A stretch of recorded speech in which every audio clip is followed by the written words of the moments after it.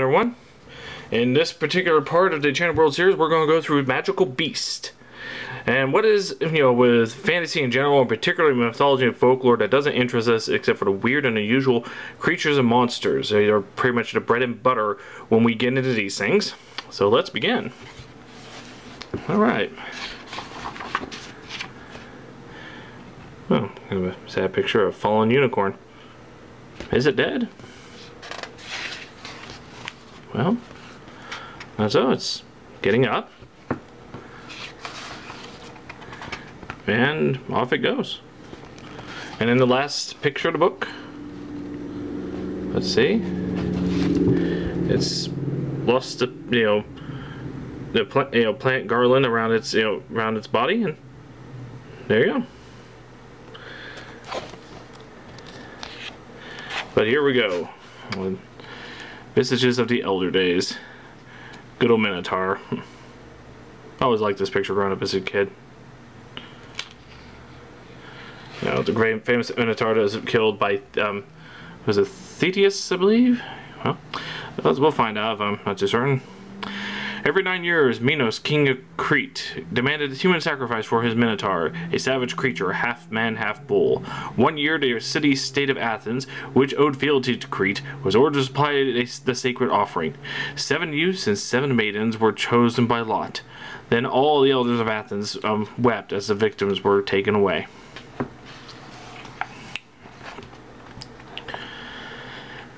Led away in shackles to the black boat shaped, black-sailed ship that would carry them to Crete. The young Athenians were mourned as though they were already met their death. But one among the victims intended a different outcome. He was Theseus, son of the king of Athens, and a warrior without peer.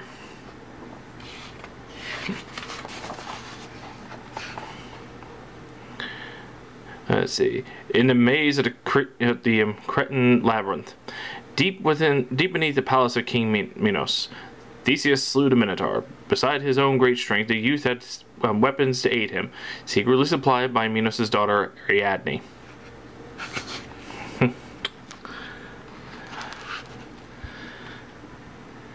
Satyrs, cheerful goatmen who haunted the island glades of Greece, had a limitless desire for mortal women. It was the satyrs, storyteller said, who rescued a Cretan princess Ariadne when her Athenian lover Theseus left her sleeping on the shores of Naxos. Yeah, he was a real jerk to her for no apparent reason.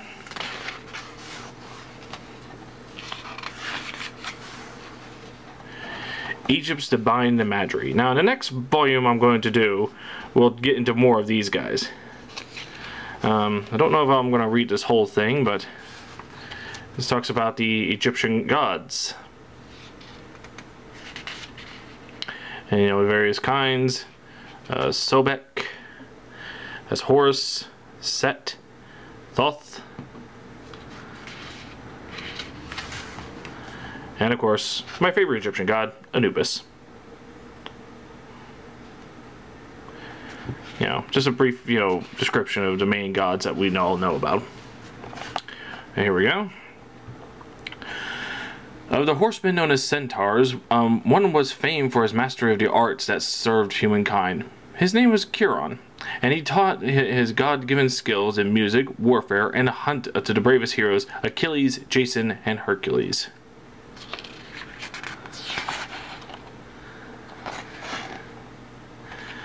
Looks like a Finch Centaur fight here.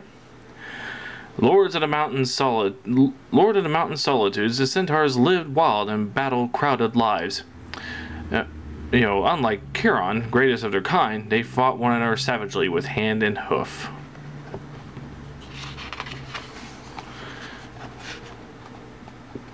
And of course, a hero's bloody undoing. Some centaurs, it was said, derived their powers from divine blood that flowed in their veins, so the hero Hercules found too late. It happened that Hercules married a woman named Deianira, daughter of the king of Calydon. As he traveled with her to his own home, he came to a river that was in flood. Nessus, a centaur, guarded it. Seeing the young bride, beside her husband, he offered to carry Daenerys across the water. Hercules surrendered his wife, and Nessus fled, intending to take the woman for his own pleasures. He had barely reached the far bank when Hercules shot an arrow into him. But as Nessus lay dying, he made a woman into an instrument of revenge. "Dip your robe in my blood," he said. "If your husband loved you, if your husband's love should flag, put the linen near his skin. His magic blood will fire his passion for you." Daenerys, young and uncertain and eager for a hero's love, soaked up some of the blood into her robe. She then rejoined Hercules and journeyed onto his home. Years passed happily, but the time came when Hercules' eye began to rove. Daenerys saw this, and in a fit of jealousy, resorted to Nessus' charm. She made a tunic from the bloodstained robe and sent this to her husband. Hercules put it on his body. The Centaur's blood was poison to humans. The tunic burned on Hercules' skin and ate the flesh and bone away. In the agony of pain, he overcame. He commanded a funeral pyre. Then he threw himself upon it and was consumed in flames. As for Daenerys, she hanged herself when she found out she had done. So did creatures of old races visit vengeance on the new. Of course, if it burned Hercules' skin, how is it that she could be able to touch it, with the blood on it? She was very careful. It's a wonderful illustration here. Though slain by the mortal warrior's weapons, the centaur Chiron gained new life. Through the vault of the heavens he flies as the archer constellation Sagittarius, his bow forever drawn against the sparkling venom-bearing Scorpio.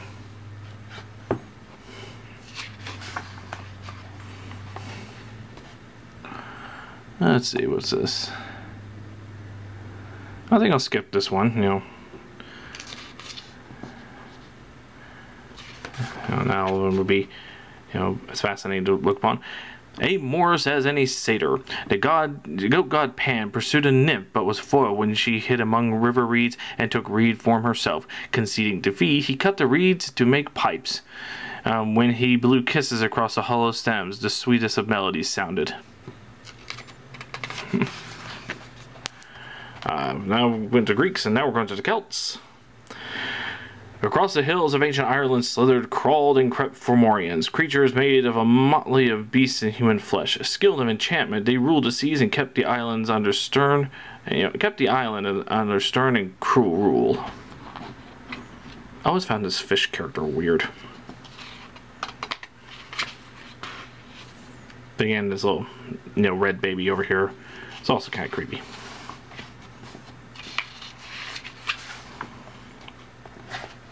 Great epic battle here. The reign of Ireland's Fomorians, relics of an earlier age, was ended one day on the plain of Magtured. The conquerors were the warriors of the brave new race, the Tuatha De Danann, led by a prince known as Lugh of the Long Hand.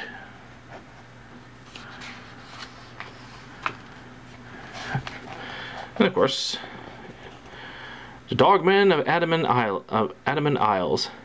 Even as magical beasts grew rare in the Western world, they flourished in remote corners of the earth. Or so travelers' tales would suggest. The Italian wonder Marco Polo, for instance, reported that a society of canine people inhabited the Adamant Islands of the Andaman Sea off the coast of Burma. These creatures engaged in a prosperous trade with India. Although it was said that they sometimes devoured mortals, their usual diet was a peaceful fare of rice, nuts, milk, apples, and milk.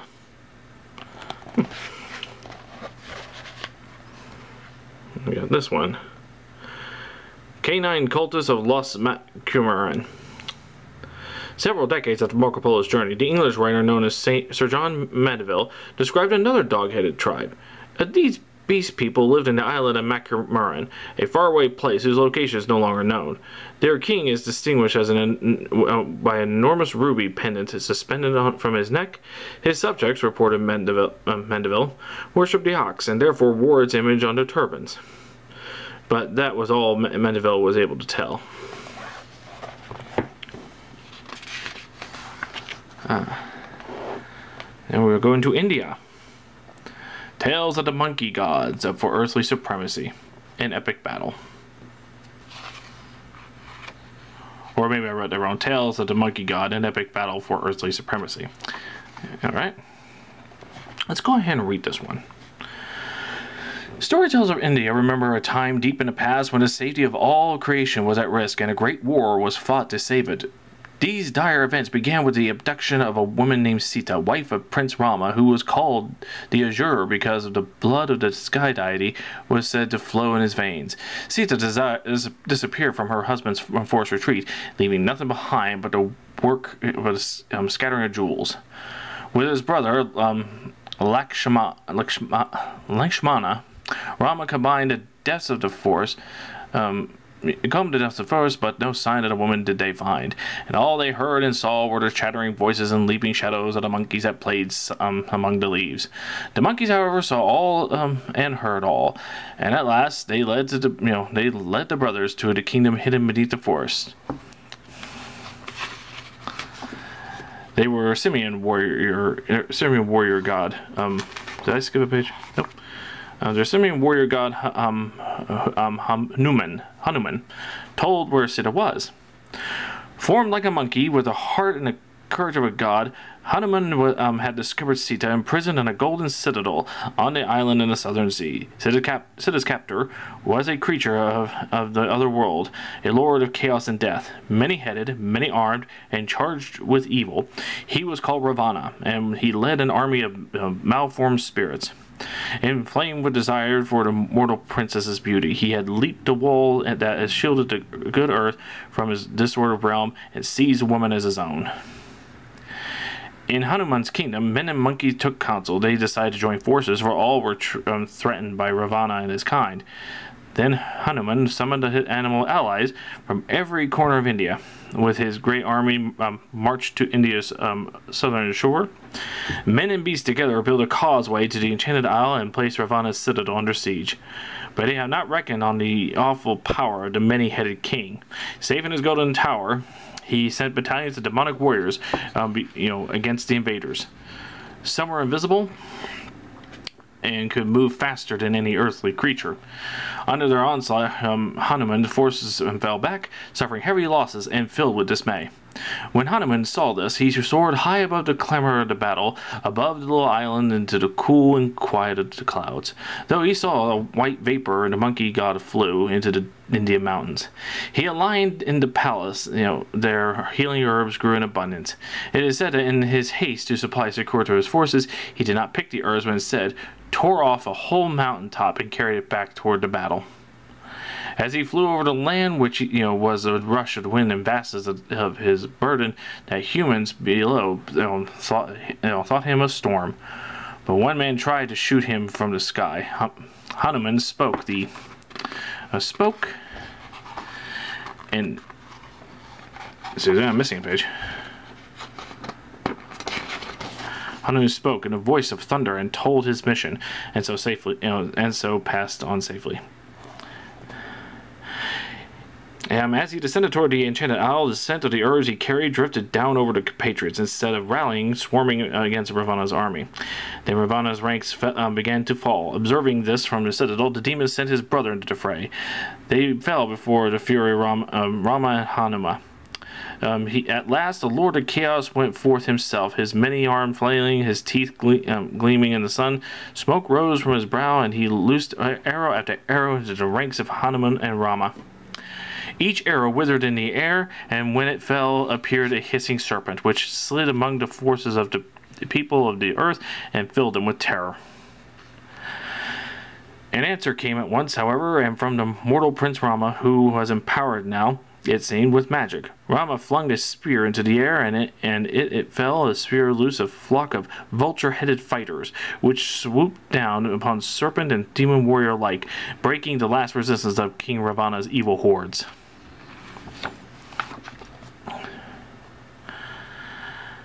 Although his forces were ruined and his enchantment undone, Ravana did not yet acknowledge defeat. From each of his mouths came a rolling cry. Loud as thunder, cold as death, he surged forward into the battle chariot intended to destroy Rama.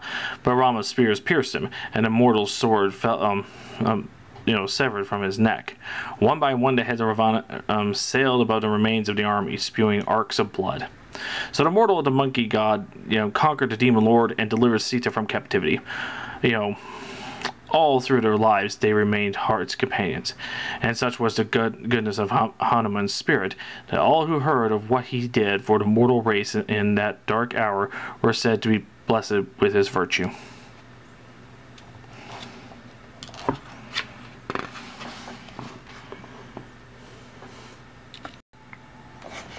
We got a wonderful picture of Pegasus, and of course the writer is not doing well in keeping on. Let's see. Aha. A wonderful picture from Arthur Rackham. Borne aloft on the back of Pegasus, the winged horse of the gods, Bellerophon of Corinth assailed the triple-headed monster called the Chimera in its smoky mountain lair.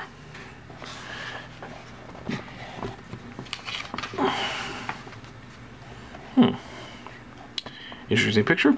China's bejeweled herald. In the Orient once dwelled the Feng Huang, a bird believed to be kindred of the sun and sometimes called the Chinese phoenix.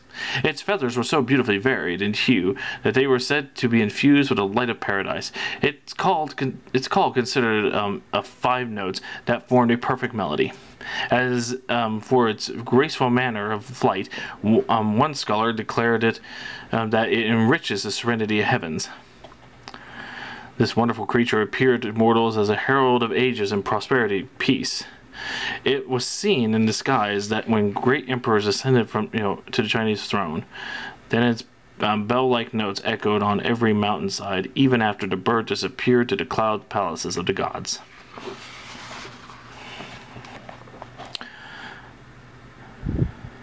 A fatal ascent into the Imperium. This is about Daedalus and Icarus. From the escape, let's see. When they made escape, they made the wings.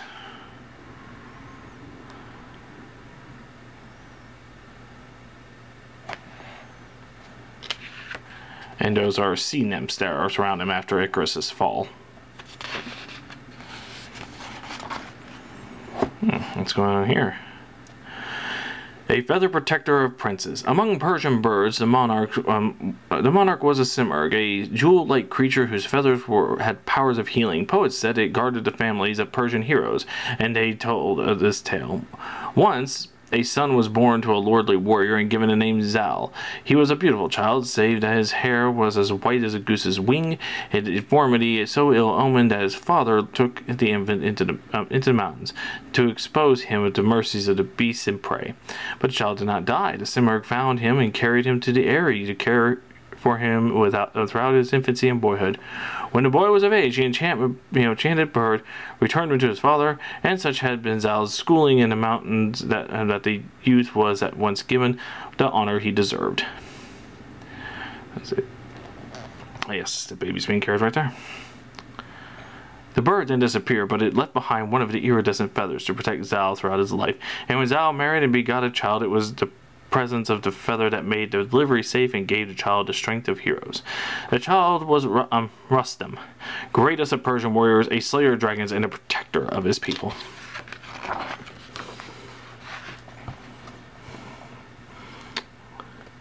Black-winged harpies, foul daughters of death and darkness, tormented the blind King Phineas of Eastern Thrace. Only the warriors of the hero Jason were able to defy them and give the frail king rest at last. Jason of the Argonauts. Behemoth bird of the Indian Ocean. According to the Italian voyager Marco Polo, a bird known variously as the Roc, inhabited the island Madagascar off the east coast of Africa. The Roc was shaped like an eagle, it reported, and had a wingspan of 30 paces, about 90 feet. Each feather's quill was 12 paces long. So strong was the bird that it could carry an elephant in its talons, carry at great heights in order to drop the pieces, smash into pieces. Then the Roc could feed on the flesh at leisure. Reports of this kind were seized soon upon with delight by that artful storyteller Sinbad, the seaman of Baghdad. Returning rich from one of the voyages, Sinbad declared to his compatriots that he had been stranded on a deserted island. He escaped, he said, by winding cloth from his turban around one of the Roc's talons. The giant bird flew off, carrying Sinbad to the second island, where the seaman was able to crew away unnoticed. He stuffed his pockets with diamonds he found glittering in dry stream beds there. Then Sinbad concluded the gigantic eagle transported him to the civilization of Baghdad.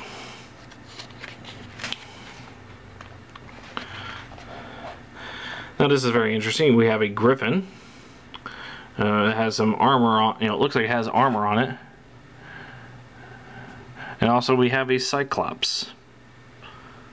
So yeah, he's one-eyed. Golden as the ore they guarded, strong as lions, swift as hawks, the mighty griffins of ancient times laired in lofty mountains, and with their curving talons slaughtered mortal treasure seekers. Japanese winged war masters. This is a story about the Tengu. A race of winged gnomes revered for their mastery of martial arts and of the warrior spirit. I'm going to skip this story. I'll just show off the art here.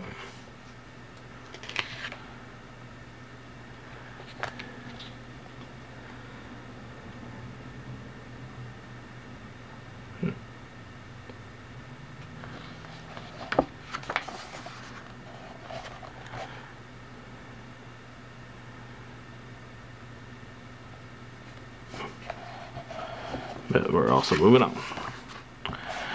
An avian familiar of death. Among the birds that had power of foretelling, the swan-like Caladrius was thought to be the most noble. It was kept in great courts and heralded the death of kings. Scholars said that the bird would turn its back on a sufferer who was soon to die. If a sick man had a chance in life, however, the bird magically absorbed his illness and flew away towards the sun, so that the mortal's malaise was dispersed harmlessly into the air.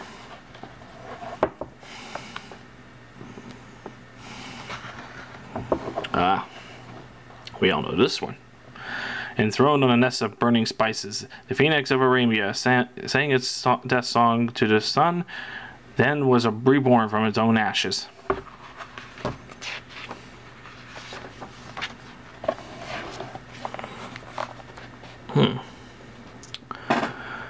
On the wings of flames, the firebirds of Russia appeared when mortals were in need. Thus it bore a princely savior to the princess of a land that long had lain locked in a spell of sleep. Of course. With the aid of the firebird, the Russian princess found the sorceress who had enchanted her land and rescued her lover's heart from the fire that threatened it. It's like an interesting variation of Sleeping Beauty. And here we go to one of those mid-sections here. We got birds coming out of barnacles. An enchanted bestiary. From ancient times forward, many scholars told of strange and wonderful creatures that they have seen in the course of their travels or had learned of at second hand. In a world that had been imperfectly charted, false tales sometimes flourish. For example, on account of geese that hatch from barnacles, was simply a mistaken explanation circulated by people who had never seen the migratory birds nesting. As a result, the French word canard, duck, became a synonym for a false report. But what true marvels shared the planet were with mortals, no mortal could doubt. Here we go. The manticore and the myrmecolion. Among the leonine race were two oddities, one terrible, one piteous. In India lived a manticore which had a lion's body, a man-like head, and an appetite for flesh. No hunter was safe from the poisoned barbs of the tail or the triple rows of teeth. The gentle myrmecolion of Asia, on the other hand, had a sorry makeup. A lion's head and the body of enormous ants. Because the ant's digestive system could not tolerate the meat the lion craved, the wretched creature always died within a few hours of birth. So if they kept dying within a few hours, how do they keep, being alive where people know about it? The vegetable lamb. Venturesome travels to the realms of the Tartars on the shores of the Caspian Sea reported sightings of a small woolen beast that popped from the ripened gourds of certain trees. Value for the warm fur, the Baromets, or little lamb in the Tartar tongue, had a cruel short life. The Baromets remained rooted by an umbilical cord to its pod, feeding on the grasses that surrounded its tree. With no grass remained within its reach, the lamb died. The basilisk.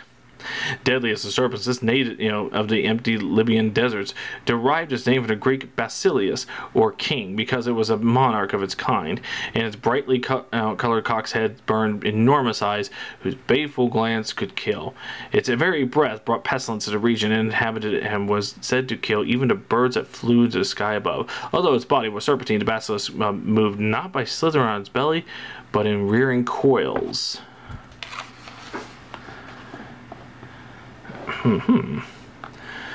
The Cataplebus and Gulan.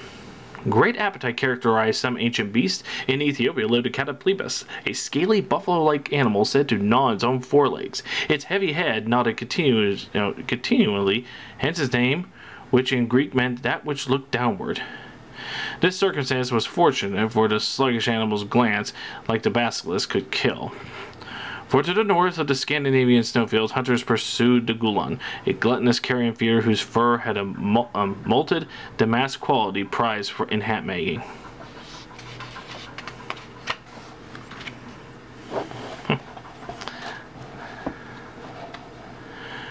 The periton. A powerful flyer, the deer-like periton may perhaps been related to the winged Pegasus of Greece. According to early writers, the beast had one unique characteristic. The shadow it cast was that of a man, which led scholars to believe that the peritons were the spirits of wayfarers who had died far from home. The creatures were sighted frequently in classical times over Mediterranean isles and near the Straits of Gibraltar. They were thought to be man-eaters, swooping in flocks upon unsuspecting sailors and devouring them. No weapon could avail against the strength of the periton. You see a deer with wings, but the shadow of a man. It's odd.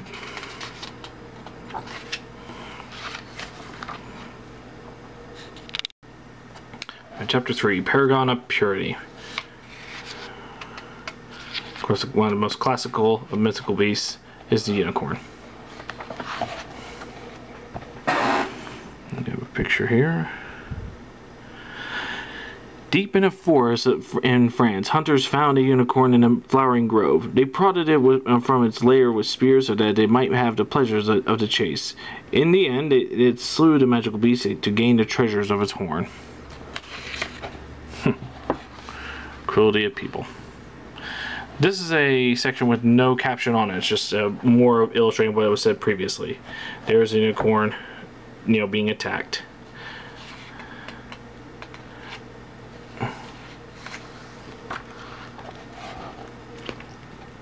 Such was the pride and ferocity of unicorns that they could not be taken alive. Yet mortals, more prideful still, like to think that they might hold a beautiful beast captive, and so they wove tapestry prisons to contain the unicorn's image.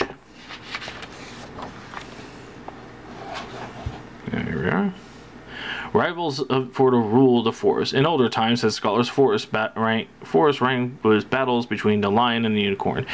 They fought for domination over the wilderness, and the outcome was believed to follow a seasonal pattern. In the spring, the unicorn's power was great, but as summer approached, the lion won suzerainty. When the unicorn retreated, biding its time until next spring, when warm breezes renewed its strength and called it forth to reclaim the land.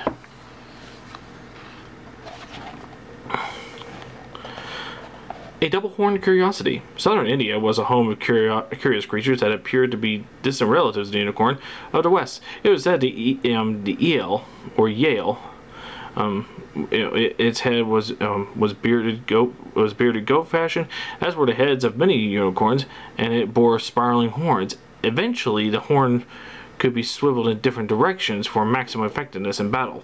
The Indians kept these beasts in temples, it was said, as guardians against evil spirits.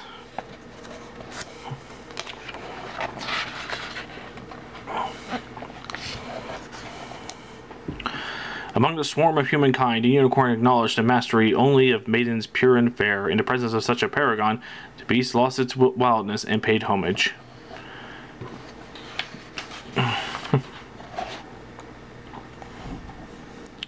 The unicorn of China was a beast of the gods, rarely seen by men and women. Among with the phoenix, it dwelled in a world beyond the clouds, where the great immortals forever feasted. Of course, the unicorn is right here.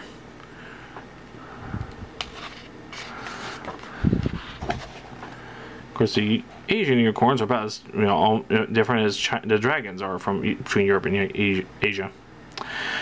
The Chinese Kailin, herald of good fortune, appeared before the women who was to bear Confucius the philosopher. She sought to tether it by looping a silken line around its horn, but the beast merely bowed and disappeared.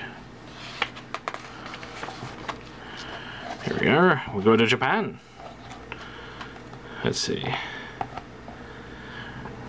The Asian unicorn, known in Japan as the Kirin, possessed an unerring sense of justice. Sometimes it appeared in court of law to slay the guilty and free the innocent.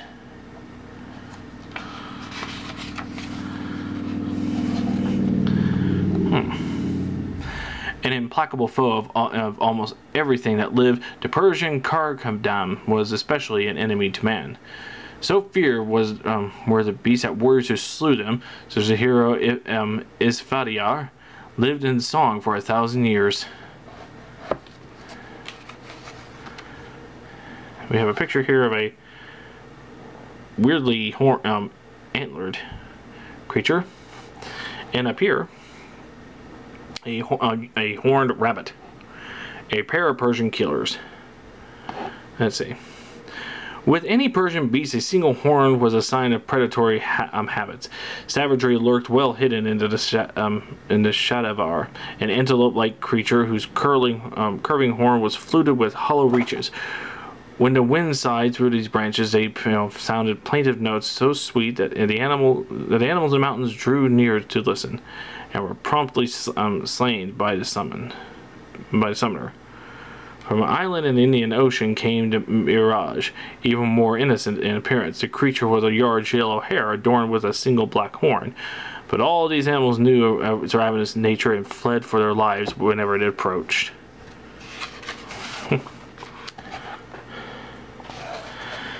The taming voice of the ringdove.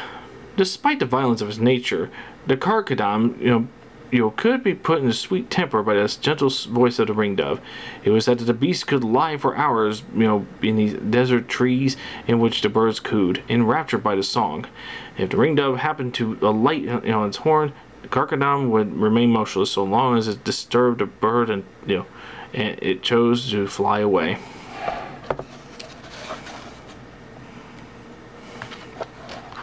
Here we have an unfortunately cruel picture. Someone looking away from a unicorn being slaughtered. When a Bulgarian maiden led a unicorn to her village to cleanse the wells, men slew it for the horn, little caring about their deed removed magic from the world.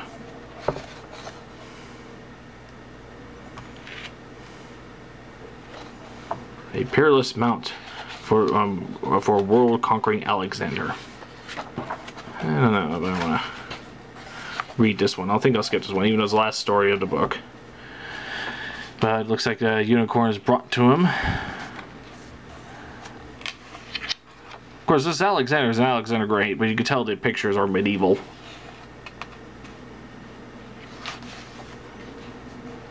Here you have several unicorns, being attacked by it looks like an army there. Of course, someone's being now carried off in a griffin. On a griffin, anyway.